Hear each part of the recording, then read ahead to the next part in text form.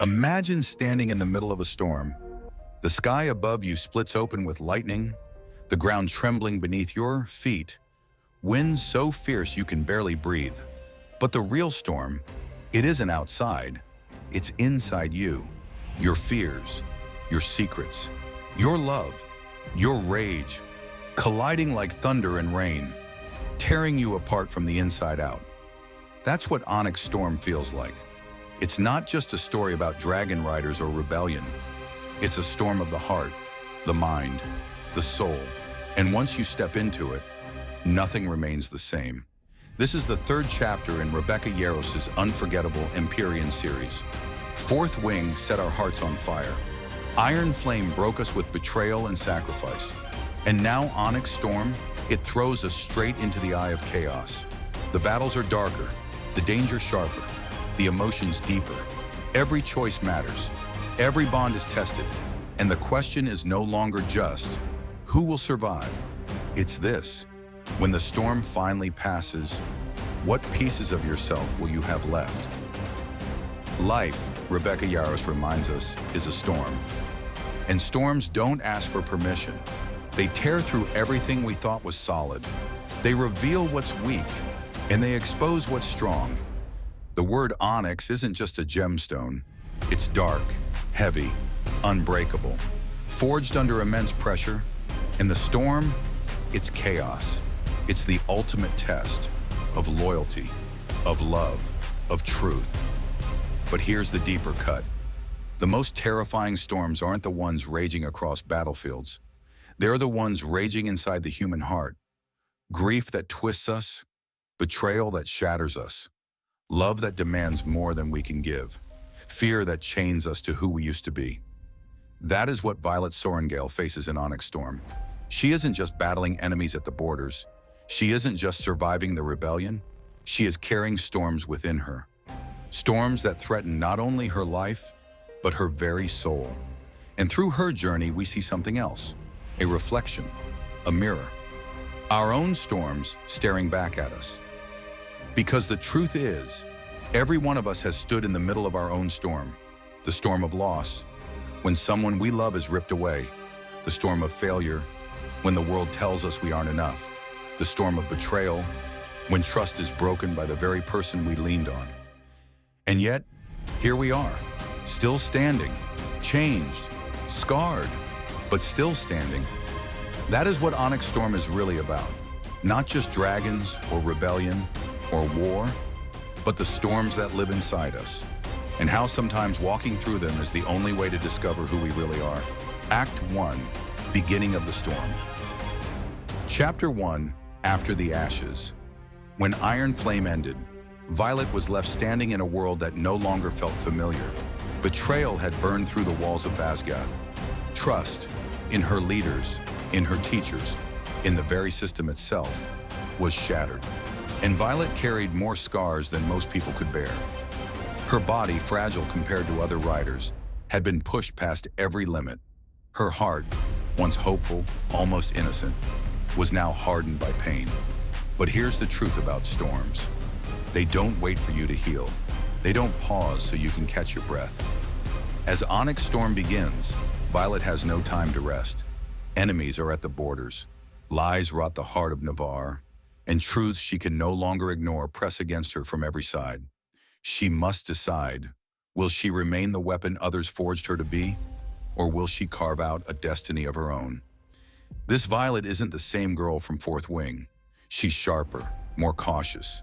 Every step she takes feels like walking on glass, because one wrong move, one misplaced trust, and the storm will swallow her whole. Chapter 2, Fragile Bonds. At the heart of this storm lies Violet and Xaden. Their bond has always been fire and lightning, magnetic, dangerous, impossible to ignore. But after the betrayals of Iron Flame, that bond is cracked. Xaden is not just the man she loves. He is the leader of a rebellion, the son of a traitor, a man who's lived in shadows all his life. Violet knows him better than anyone, and yet, love cannot erase secrets. Early in the book, we see them sway between passion and doubt. Their connection is fierce, undeniable. But then, just as quickly, mistrust strikes. Can she trust him when he still hides truths from her? Can he let go of the walls he's built his entire life, even for her? Rebecca Yarros doesn't romanticize this. She shows us the raw truth. Love in war is never simple. It's not just about choosing each other. It's about carrying nations, dragons, and destinies on their backs while trying not to drop the fragile heart between them. And if you've ever loved someone but felt doubt creep in, if you've ever lain awake wondering, do I truly know them? Can I trust them? Then Violet Storm is yours. Chapter 3, The Weight of Leadership. Violet never asked to be a leader. She never wanted to carry anyone else's destiny. From the start, she was underestimated. Fragile bones, weak body, expected to break. But storms don't care about expectations. They force you into roles you never imagined. Now Violet is no longer just a rider. She's a voice, a symbol. Others look to her, not as Sorrengail's daughter, not as Xaden's partner, but as someone they must follow. And with every choice she makes, lives hang in the balance. That's the cruelty of leadership. The higher you rise, the heavier the cost. Every choice saves someone and condemns someone else. It isn't just war or fantasy, it's life. The single parent holding the family together, the manager deciding who stays and who goes, the friend who everyone leans on, even when they themselves are breaking. Leadership isn't about power. It's about carrying storms that aren't yours and paying the price anyway. For Violet, that price grows heavier with every chapter. Survival is no longer enough. The rebellion demands courage. Her people demand vision. And the dragons, they demand strength unlike anything she's ever given before. Chapter 4, Dragons and Warnings. If Violet and Xaden are the heart of the story, the dragons are its thunder. Dragons have never been just companions. They are ancient, wise, brutal, untamed. They choose their riders, but they never bow to them. In Onyx Storm, the dragons become more than allies. They become keepers of truth. Tairn, Violet's bonded dragon, remains commanding. His voice sharp, centuries heavy. When he speaks, it slices through doubt like lightning. Andarna, once the small, childlike dragon, is growing, changing. Her power is no longer something Violet can easily carry. Even the older dragons whisper about her and what she might become. And with that growth comes something chilling. Warnings. Dragons sense what humans cannot. They feel the shifting winds of war before they break the horizon.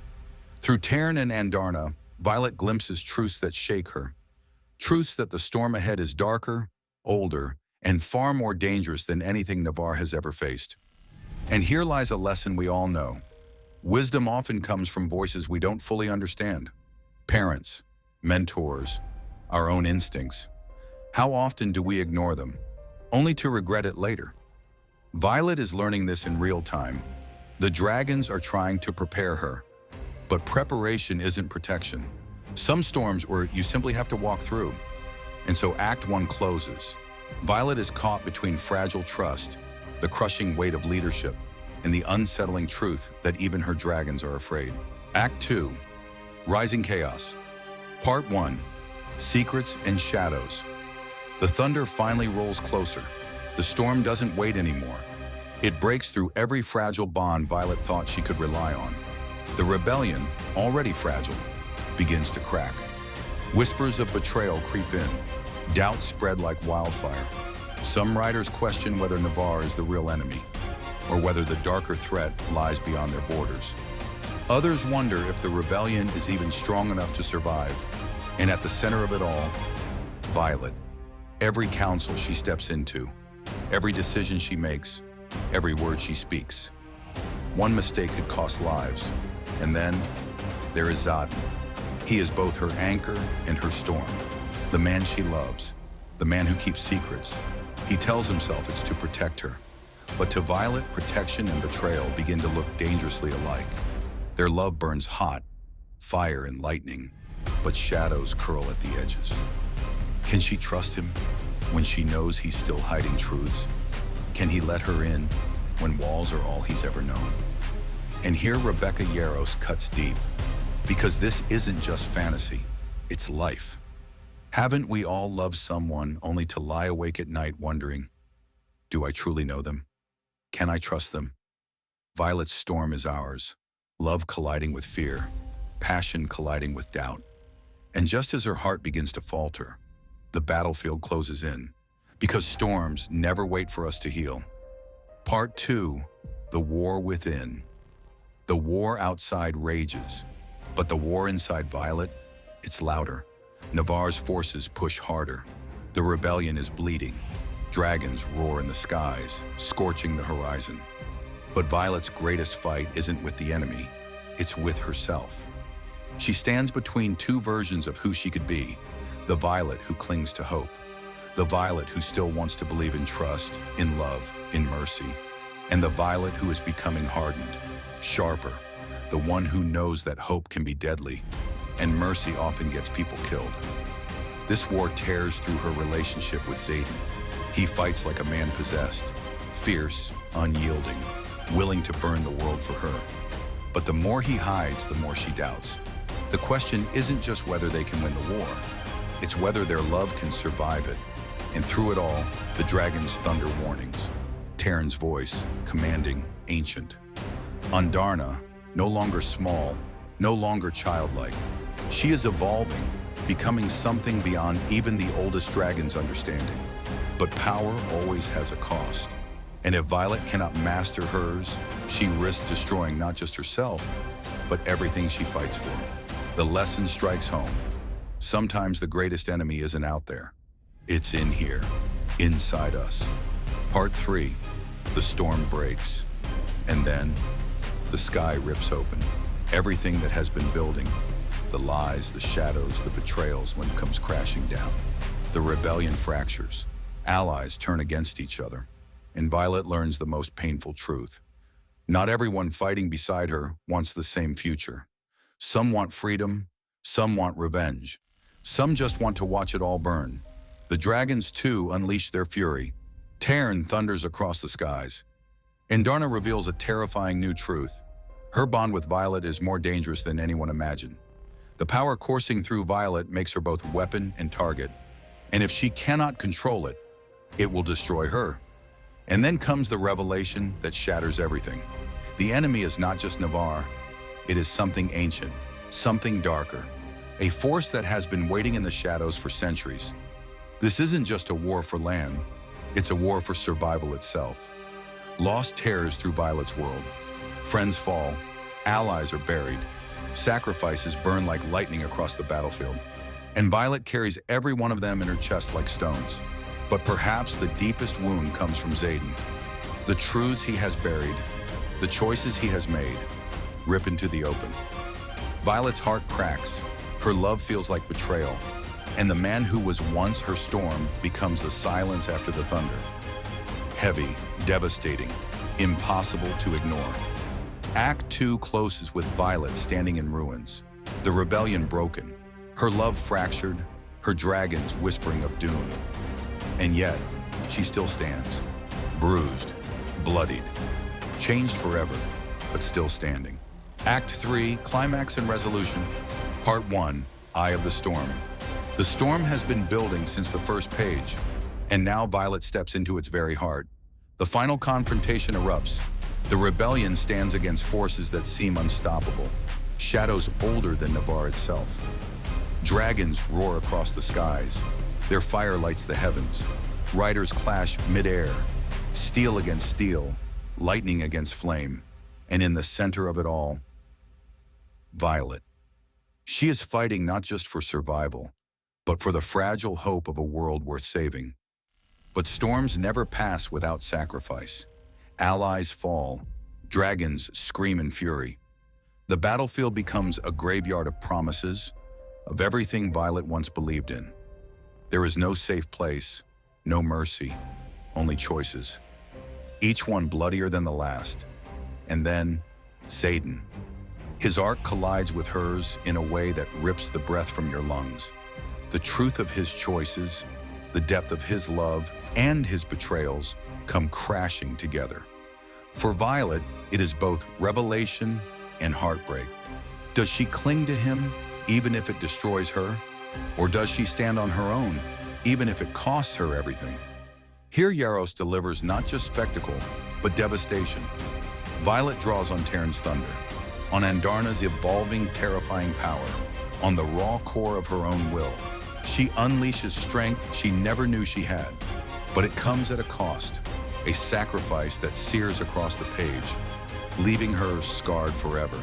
And when the storm quiets, the girl from Fourth Wing is gone. In her place stands a woman, forged in fire, shaped by shadow, unbreakable. Part 2, aftermath and resolution, and then silence. The battlefield is still. The fire has burned out. But this is not peace. It is the heavy silence of loss. Violet walks through the wreckage. Her boots crunch against the ashes of dreams. She carries not victory, but survival. And survival is not triumph. It is simply breath in a body that has lost too much. The rebellion is forever changed. Alliances are shattered, lines redrawn, enemies fallen, but darker threats rising in their place. The dragons make it clear the war is far from over.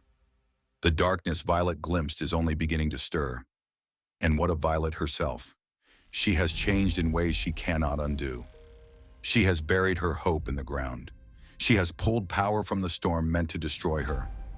She is no longer just a rider, no longer just a survivor. She is a leader, whether she wants to be or not. Her heart still beats for Xaden. Their love still burns, but it is a fire scorched by betrayal, and she knows the truth. Love alone cannot save them. Only strength can, and she will need it again, and again, and again. Rebecca Yarros closes Onyx Storm not with answers, but with scars, with wounds that refuse to heal, with shadows that remind us the storm is not done. Violet's war is not over. Her storms are not finished. And as readers, we are left standing beside her, exhausted, shaken, but unable to look away from what comes next. Reflection, Onyx Storm. Storms don't ask for permission. They don't wait for us to be ready. They tear through our lives, ripping apart everything we thought was certain.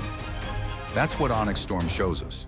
Yes, it's dragons and riders and rebellions, but it's also about us, about the storms we carry inside, the betrayals we've lived through, the losses we've buried, the love that both heals us and hurts us. Violet's journey is extraordinary, but it's also deeply human. She learns what we all learn in time. Storms don't just destroy, they shape. They strip away illusions. They test our foundations. And when they finally pass, we're left with the core of who we truly are. Changed, scarred, but still standing. Think about your own storm. Maybe it was losing someone you thought you couldn't live without. Maybe it was the day your dream fell apart. Maybe it's the quiet storm still raging inside you right now, the one no one else can see. And yet, here you are, still breathing, still fighting. That's the gift of Onyx Storm. It reminds us that even in the darkest chaos, we are never powerless. We have choices.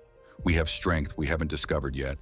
And sometimes, surviving isn't weakness. Sometimes it's the bravest act of all. So don't fear the storm. Walk through it, because the very thing meant to break you is the thing that makes you unbreakable.